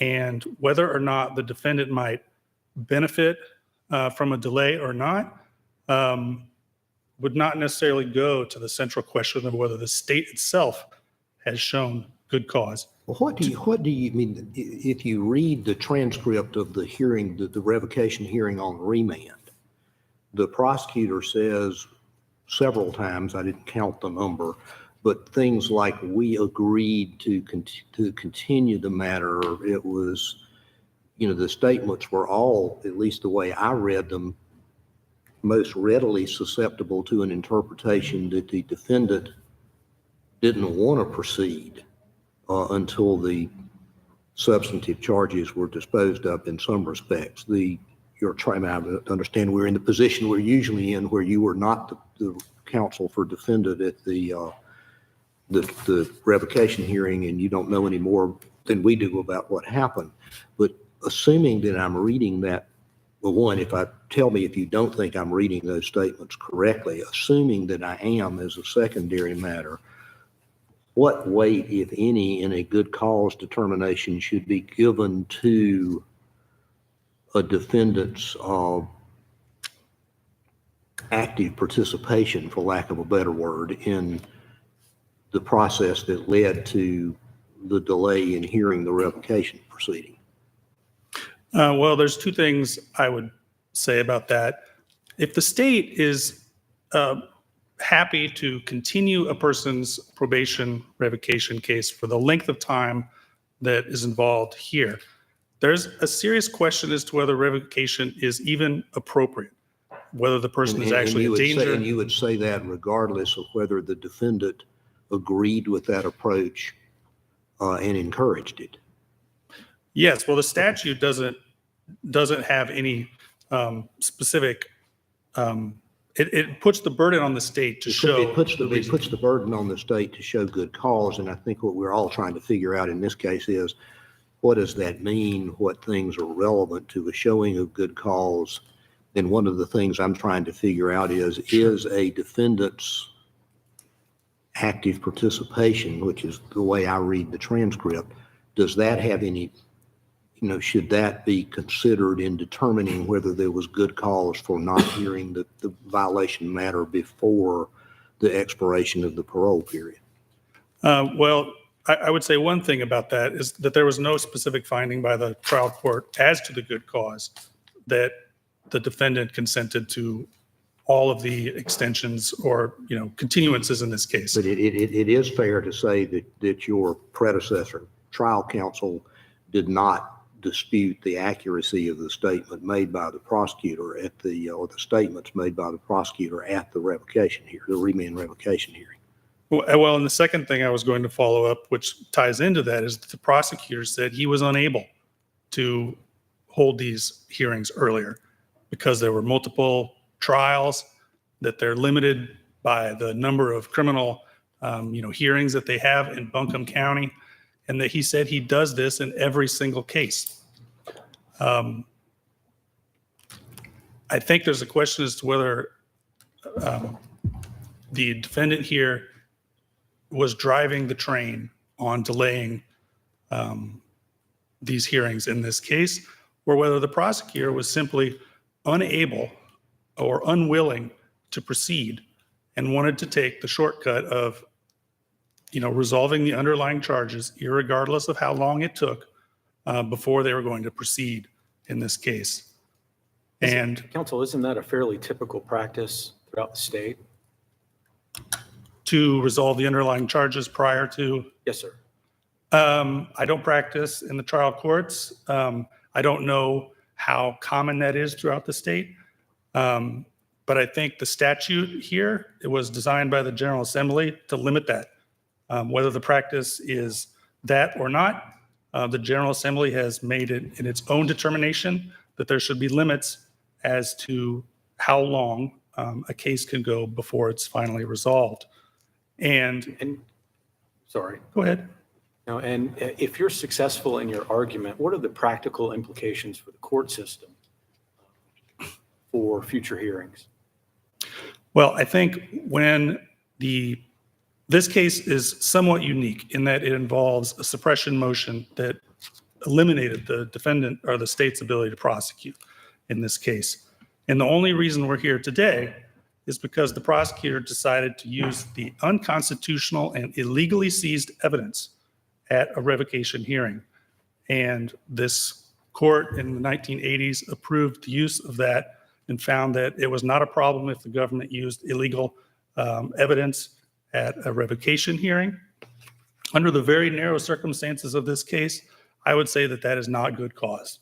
But more generally, I think that if you rule in my favor, the practice throughout the state would either be to get an explicit waiver from the defendant, like a written waiver or an express waiver on the record to continue a case, or the state would have to prove the underlying criminal charge as soon as practical.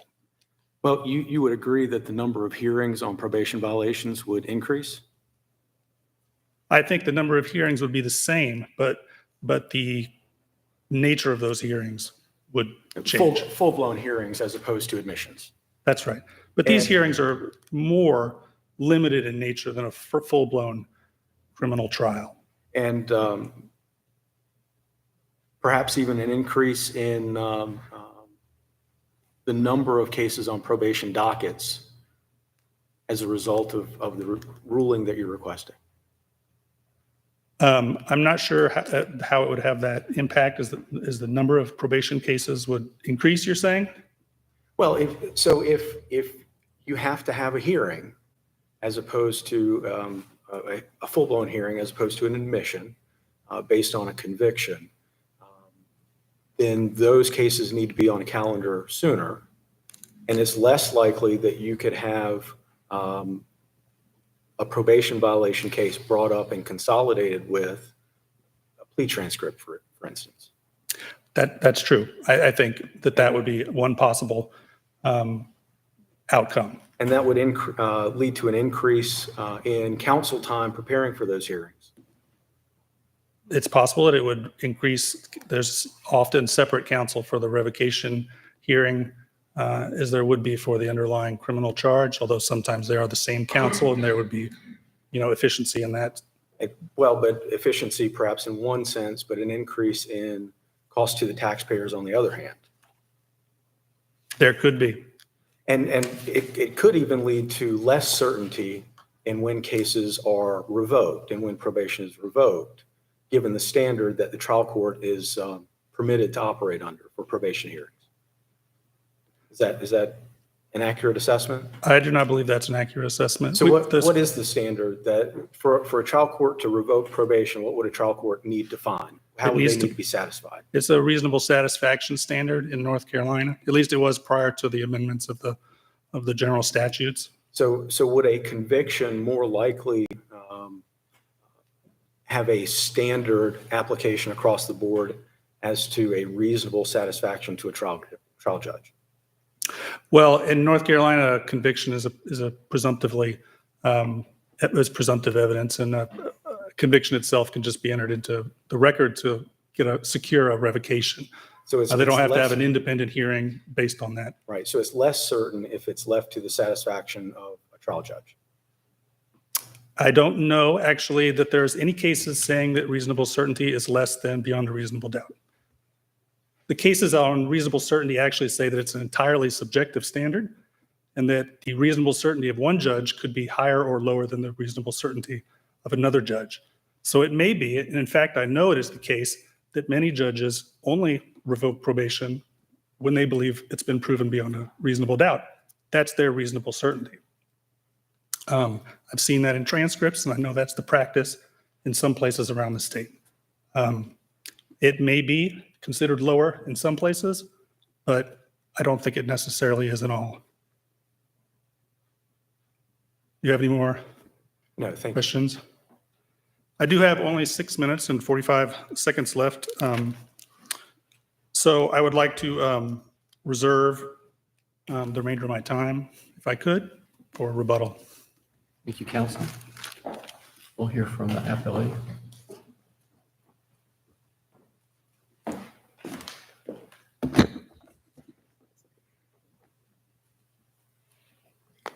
Good morning, Your Honors. May it please the court. My name is Liliana Lopez, and I'm with the Department of Justice, and I am here on behalf of the state. The trial court complied with all the statutory requirements, and the Court of Appeals decision comports with binding precedent and is not in conflict with any decision of this court, but most importantly, the decision of this court in State versus Morgan.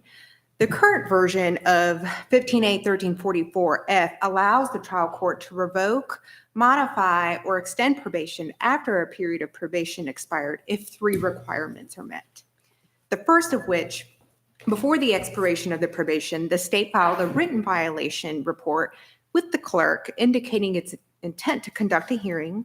The second requirement being that the court finds that the probationer did violate a condition of their probation. And finally, number 3, that the court finds for good cause shown and stated that the probation should be extended, modified, or revoked.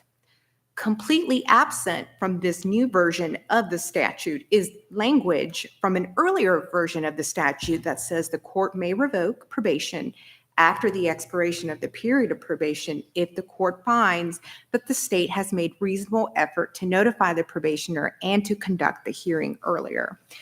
Our lawmakers made a deliberate choice when they completely eliminated that language regarding the efforts to conduct the hearing earlier. But the defendant wants this court to read that the statute says the court may revoke probation for good cause shown and stated that it made reasonable efforts to conduct the hearing earlier. However, had the legislator intended to have the statute read that way, it would have left the language in there. But instead, it completely struck through that language. Is it the state's contention that whether the violation notice was brought on for hearing within a reasonable time after the end of the period of probation is irrelevant to a good cause analysis under the statute as it's currently written? It would be a case-by-case analysis. Well, I guess that my problem is at some point you've got to give some content to what good cause is. I mean, I could probably come up with an absurd hypothetical that you would probably agree wouldn't just be justifiably found to be good cause. For example, I find good cause to consider this now, even though the period of probation is expired because the sky's blue. Sure. I mean, if the judge, hopefully no judge would ever do that, but if a judge did that, would that be good cause in your view? It would be, again, it always comes down to a case-by-case analysis. Good cause can encompass and can consider the reason for delay. However, good cause does not equal reasonable efforts to conduct the hearing. I mean, are there limits to what good cause could consist of in the state's view? Any at all? It would be the state's position that it would be a case-by-case analysis and that there would be no limits under the specific facts and circumstances of each case. Good cause could exist because a probationer absconded for 10 years and the hearing wasn't able to be heard within 10 years. Good cause could encompass and take into account the protection of public safety. Good cause could exist because a county doesn't have the resources to hold a criminal session of court more than 3 times a year. District 30A, I believe it's District 30A, which encompasses 5 different counties, holds, for example, Clay County holds 3 criminal sessions an entire year. Graham County, 3 sessions a year. That, however, would not apply to Mecklenburg or Wake. Would those limits on the number of court sessions in Graham County have very much relevance to what was good cause in Catawba? It more likely would not. Catawba. I mean, Justice Hudson wanted me to ask a question similar to the one that I've just asked, which is, in the state's view, is there any limiting principle whatsoever applicable to the good cause determination? It would be the state's position that there is no single limiting condition. I'm sorry, that what? That there's no single limiting condition. Good cause is a legal term of art and has a definition. Good cause is defined as a legally sufficient ground or reason based on all relevant circumstances and facts. So a court, I believe, as Your Honor put it, couldn't find good cause because the sky is blue, as opposed to, well, today the sky isn't gray. Or today is Tuesday.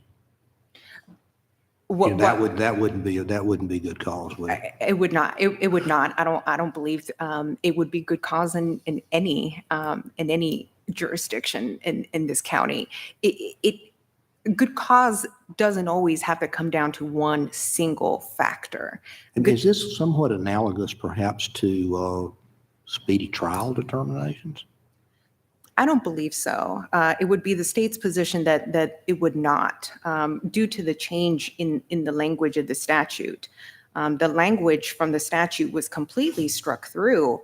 One that stated that the finding that was necessary by the court was that the state made reasonable efforts to conduct the hearing earlier, but they struck through that language and changed the language and instead substituted this good cause finding for extension, for revocation, or for modification. It's important to note that the statute changed so much in that the General Assembly broadened discretion, arguably, because the statute used to read that you can only revoke probation under certain circumstances, but our legislator broadened the statute and not only changed it to where it can be revoked, but probation can now even be modified or extended. But of course, that's not unfettered or boundless or limitless discretion. There still needs to be a finding of good cause, and that's if the first and second prong of the statute is met. So there are several hoops that the state has to jump through in order for a court to find that probation could be extended, modified, or revoked. So I understand your position that good cause is a case-by-case analysis, but isn't there some value to having the standard applied equally across the state so that what's good cause in one part of the state is also considered good cause in another part of the state? It would be difficult to set a specific set of factors that would apply to each and every case, just because every case is going to be different. Not every case is going to be a revocable offense. For example, you can only revoke under 2 certain set of circumstances. You can only revoke if, one, the defendant commits a new criminal act while on probation, or 2, absconds. So we may not even be looking at a revocation hearing. A court may just be considering extending or modifying. So the set of circumstances could be completely different. A court may extend probation because perhaps the defendant fell ill and wasn't able to hold a job and couldn't pay its supervision fees, couldn't attend anger management. Those things cost money. So a court may find it reasonable to extend his probation to allow a probationer to complete the terms of his probation instead of going ahead and revoking. Right, but in the limited circumstances where revocation is permitted under the statute, and the state is seeking revocation after the term of probation has expired, if we were to look to things like the official commentary and our prior cases to discern some general standards that are applicable across different types of cases, wouldn't that help ensure some uniformity and ensure that defendants across the state were treated equally? Again, I think would be a case by case analysis. If the court were to set a firm stance, a case cannot be heard 5 years after the expiration of probation, for example, that would then reward a defendant for absconding probation before the expiration and then just laying low for 10 years or 5 years and a day, and then being able to celebrate because he exceeded some kind of statute of limitations. I think it just depends on each and every circumstance. I mean, but to be fair, is there a statute of limitations in this state on anything other than misdemeanors? There is not. There's not a I statute mean, so of for limitations. felonies, there's no statute, never has been. I think there may actually be some statute of limitations. There are on. isolated statutory provisions then that require it. I'm sorry, Your I Honor. said there may be some isolated statutory provisions that neither one of us are thinking of at the moment. Correct. Justice Hudson wanted me to ask if waiting for resolution of new charges constitutes good cause and the state has calendaring authority and controls the trial schedule, would that kind of holding permit the state to extend the revocation period indefinitely? And if that's the answer to that question is yes, do you think that's what the General Assembly had in mind when they changed the law? It would be the state's position that that's not what the General Assembly had in mind. I don't think anyone had it in mind to give the state unfettered calendaring authority in that way. But there are certain circumstances where continuing a case benefits the defendant. In this particular case, I believe that the prosecutor mentioned no less than 4 times that the reason for the delay was for the benefit of the defendant. The prosecutor stated, "We afforded him the opportunity to keep continuing their cases. We allowed him to continue it for over a year while we dealt with the other case." That's on page 13. It's an act of grace that we're affording the defendant to allow his other charges to go through the system. On page 11, he stated, "I allowed the probation matter to be continued to afford Mr. Jeter an opportunity to have his trial." So they were waiting for those underlying charges to be played out. But unfortunately, there was a delay in hearing the underlying offense because of a busy calendar. I just don't, help me understand the state's position that in this particular case, where the underlying charges were ultimately dismissed, the delay was to the benefit of the defendant here. It would be the state's position that it did not benefit the defendant in this particular circumstance, but it's, I think, reasonable to think that the defendant thought, if I get a not guilty in front of a jury, then the probation matter got dismissed. Then the probation violation would get dismissed. I think the defendant played the hands that he was dealt and unfortunately gambled incorrectly. I think in this particular set of circumstances, it did not benefit the defendant. But if we look at State versus Sasek, waiting for the underlying charge to play out actually ended up benefiting him. He was on probation and then was picked up for, I believe, drug offenses, and he was convicted. Once he was convicted by a jury, he then decided to plead guilty to obtaining the status of a habitual felon. And in that plea, he was able to make a deal with the state, and the state allowed him to roll the probation violation and allowed it to run consecutive. But if we're following your theory that it's a case-by-case analysis, then are we really supposed to import a benefit that occurred in a different case to decide that it was good cause in this case? My experience as an assistant district attorney before I joined the Department of Justice, ironically in Buncombe County, where this case was heard, is that a lot of defendants prefer to wait. In fact, most of the motions to continue are always from the defendant. My experience as a prosecutor, though, however, is that a trial court understanding that it's limiting, that it's limited to revoke probations. Even if I consented to a motion to continue, the Superior Court, I know the Superior Court judge on at least one memorable occasion told me he was not going to be continuing the case. Call my witness, because all he needed was to be reasonably satisfied that a new crime was committed. But in most circumstances, it's the defendant who's requesting a continuance, because the case law says that the state doesn't have to wait. All they have to do is call a witness and present evidence that reasonably satisfies a judge. Well, just one more question.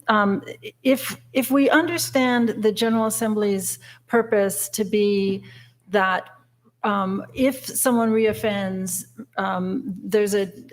there shouldn't be a delay in revoking their probation, that the whole that probation is a grace, but if you reoffend, that should be withdrawn, and you should serve the time that you were originally sentenced to, and that should happen.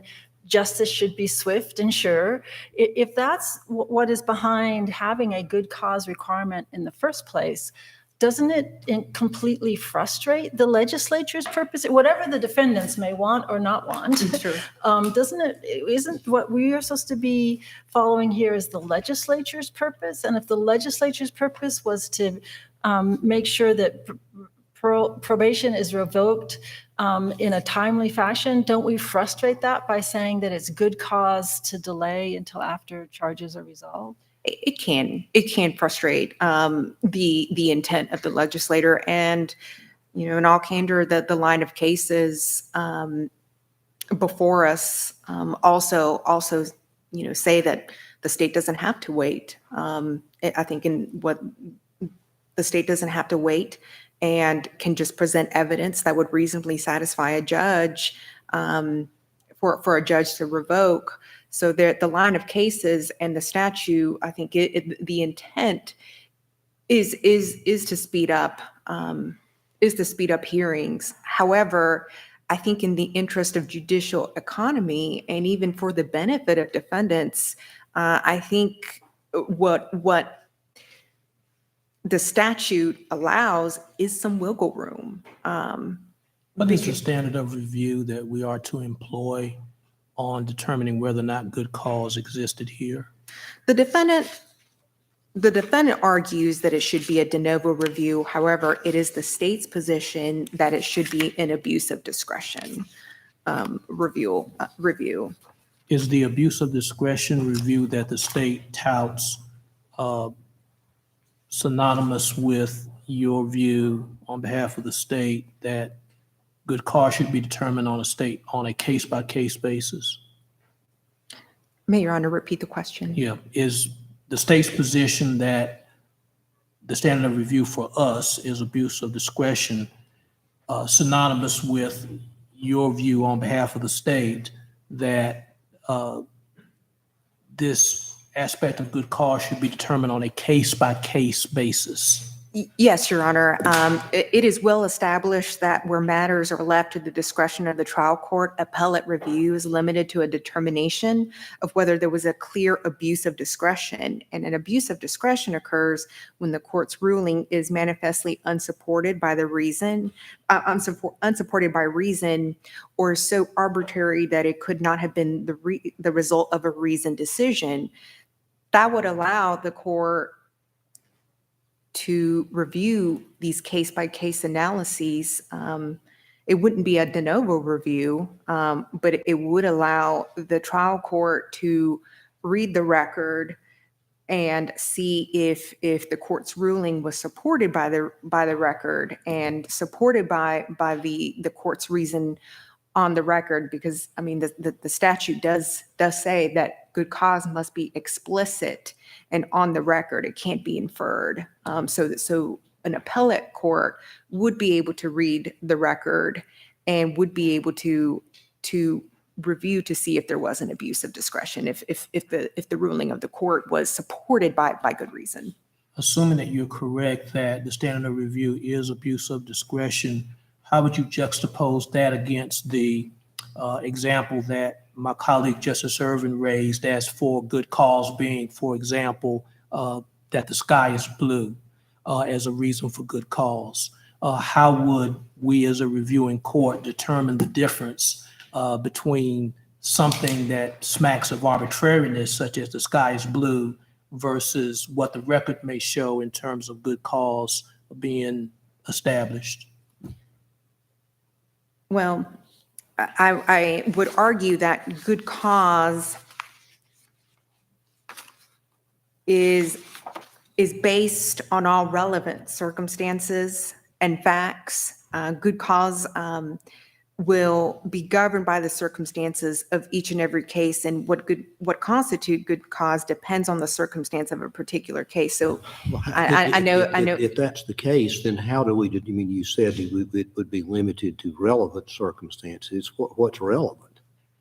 I mean, how do we know? I mean, we can all agree that it's Tuesday or the sky is blue isn't relevant. What does it need to be relevant to? It's a difficult question to answer because, again, it would be a case-by-case analysis. That's one of the unfair advantages I guess I've got up here, which is right, because it's going to be case-by-case. For instance, if we're talking about a non-absconding case, a non-revocable case, and we're just talking about extension or modification, I think what we've got here, though, is revocation. And so it would be, I think, helpful to focus on what would be relevant to whether good cause exists to permit revocation. I mean, what's relevant to that?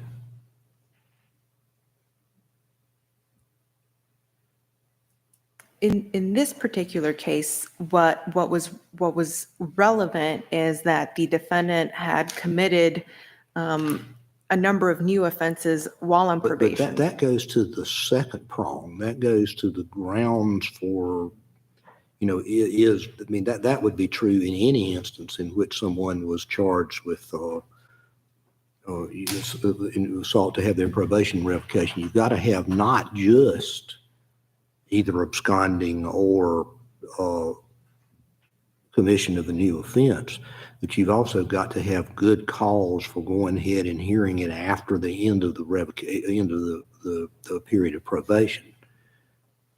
I mean, we can't be saying that merely committing another offense constitutes good cause, because if we're saying that, then you've read the third prong of subsection F out of the statute, I think. That's correct, and that is what the line of cases say. I believe Morgan touches on that. State versus Bryant touches on that. Well, maybe not State versus Bryant because the second prong read differently, but Morgan, I believe, touches on that. But I mean, good cause can't be predicated on he or she committed these subsequent crimes, because that goes to a different prong of the statute than good cause, I think. Is that logic wrong? It's not wrong. It's correct, and I believe so it's got to be something other than the sky's blue or Tuesday. It's Correct. got to be something other than revocation is at least legally permissible because additional offenses have been committed.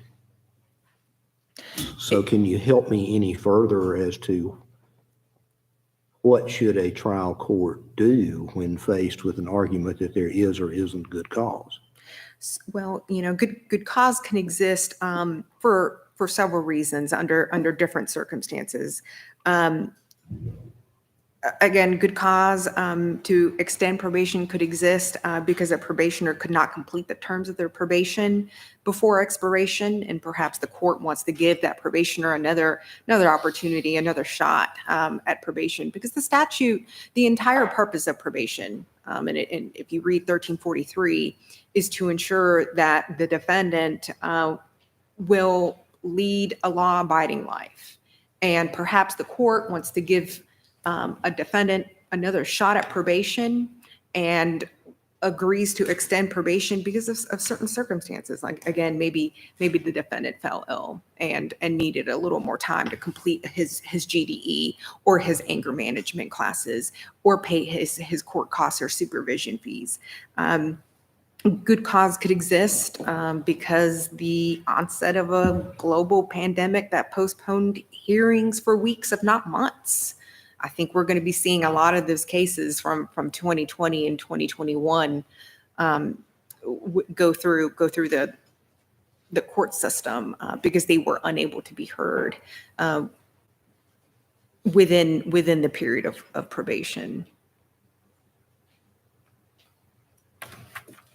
Before you conclude, I'm thinking about the converse of the circumstance here. I think you've been asked, and you said a number of times, the good cause is determined on a case-by-case basis.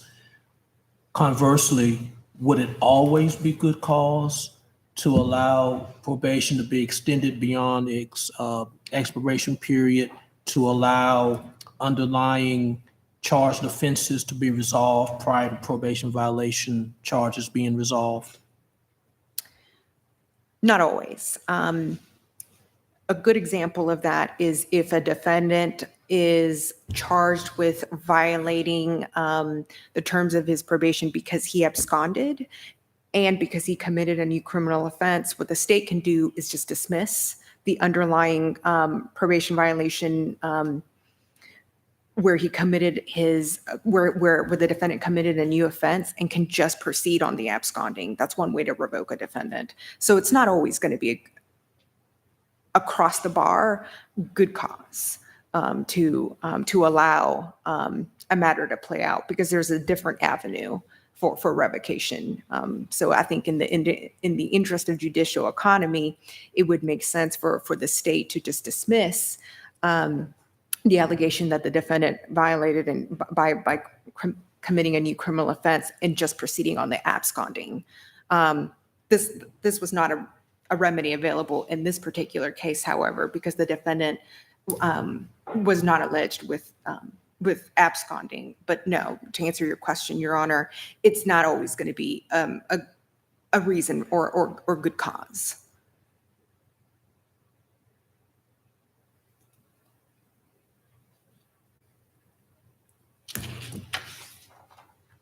I would next turn this court's attention to the Court of Appeals did not ignore SASEC, as the defendant argues, and correctly ruled that the facts in SASEC were inapplicable in this case.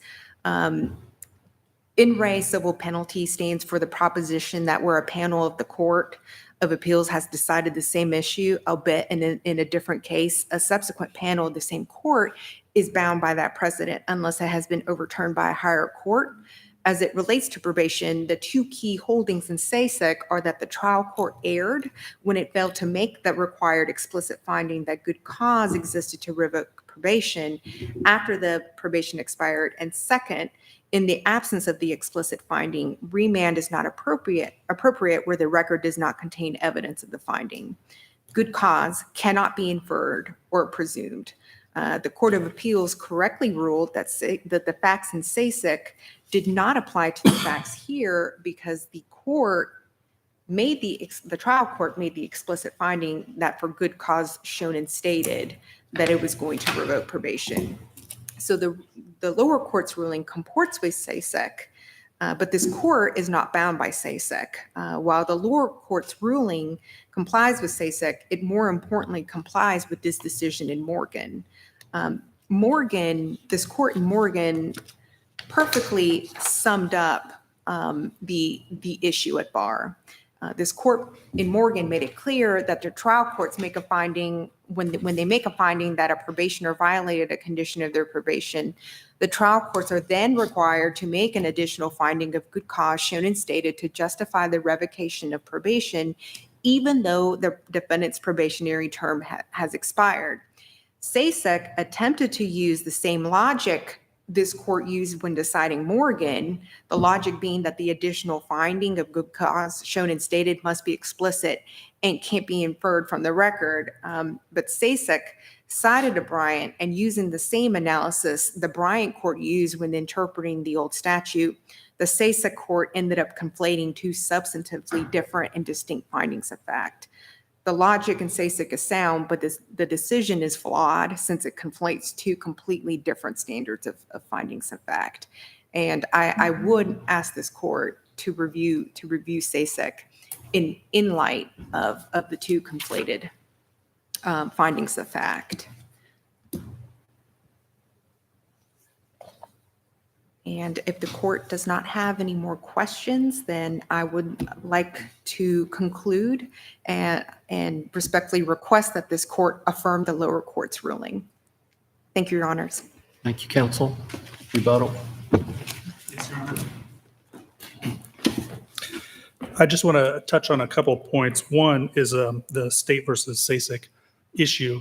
There was unanimity in that Court of Appeals opinion that when an appellate court reviews a record to determine if remand is necessary or not, they should look to see whether the state's made reasonable efforts. That appears to have been the opinion of all three judges on that court. There was a concurrence, I believe, by Justice Berger, but he would have remanded the case for further findings. In my opinion, although I think that was labeled a concurrence, it might actually have been a dissent because it had a different mandate they would have issued to the trial court below. The state had an appeal, probably of right in SASEC, and they didn't take it. They also did not seek discretionary review of SASEC. At the time of Mr. Getter's hearing, SASEC was the controlling law in North Carolina. This court in Morgan didn't explain what an appellate court or a trial court was supposed to look at when it was going to make a good cause determination. SASEC at least put some color on that good cause finding so that courts here would understand exactly what was supposed to be determined. If this court is going to do an overrule of SASEC at this point, like a collateral overruling of SASEC, it should remand Mr. Getter's case for another hearing, because at that hearing, all the parties proceeded under the belief that SASEC was the law. And that good cause determination was made under that belief that reasonable efforts was the required standard to review. And if that's not true, then the good cause finding below would be an abuse of discretion because it was made under a false apprehension of the legal standard. So assuming SASEC was incorrect, we would request Mr. Getter's case be remanded for another hearing on the good cause determination. Let me make sure I'm understanding you, Mr. Yoder. You're saying in effect that if the court was to hold that SASEC or SASEC or however you pronounce it, it was incorrect in limiting what the trial court could consider in a good cause determination, and that it was permissible for the trial court to consider something broader than that, we would then need to remand this case in which the trial court appeared to have felt free to consider something broader than that? I actually, Your Honor, I believe that the court had SASEC in front of it and believed that the findings it made were comporting with the SASEC finding, and that it believed that the state had made the efforts necessary to do that. That was essentially the good cause finding that was made in this case. And the court cited multiple times SASIC and its belief that the time period, the length of time and the cause and the reason for the delay were the basis of the good cause finding. If the delay and the efforts of the state are irrelevant to a good cause finding, as the state appears to argue, that that's just one of many factors, then Mr. Geter should be able to argue every other factor. In fact, according to the state, any factor that I can think of or that Mr. Geter can think of, they could go to that discretionary decision below. I think we did agree that it being Tuesday and the sky being blue was irrelevant. Well, I think we all can agree that the color of the sky is likely irrelevant. But this goes to the core of the problem. The Court of Appeals sees a lot of these cases, and it has to make a record review to determine whether good cause could or could not be found. It has to determine whether it's going to remand that case or if it's going to vacate that without a remand. That was the issue in SASIC. What's your response to the state's position that we should employ here abuse of discretion review, whereby you in your brief state that it should be de novo review?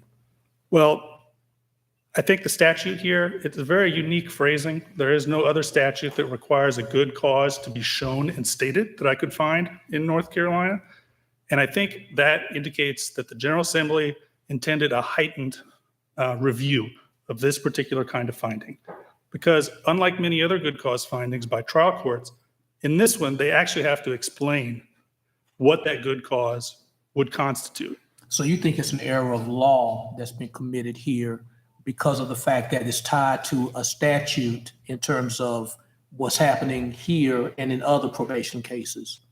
That's correct. And the second argument was that this court has held that this statute is effectively jurisdictional.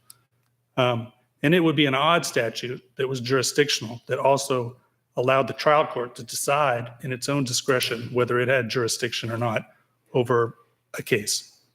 Jurisdiction is usually not such a gray area. It usually has more firm, bright line rules. And so it was our argument that because it's jurisdictional, because it's also the interpretation of a statute, that de novo review was the proper standard of review in this case. If there are no further questions, we would just ask that this court reverse the Court of Appeals and vacate the judgment underlying this case or remand for an additional hearing. Thank you, counsel. Thank you to both counsel for venturing west to a beautiful part of our state. Again, thanks to the folks who are here with us. Mr. Clerk. All rise. Oh yes, oh yes, oh yes. The Supreme Court of North Carolina will be in recess until the next calling of the calendar. God save the state and this honorable court.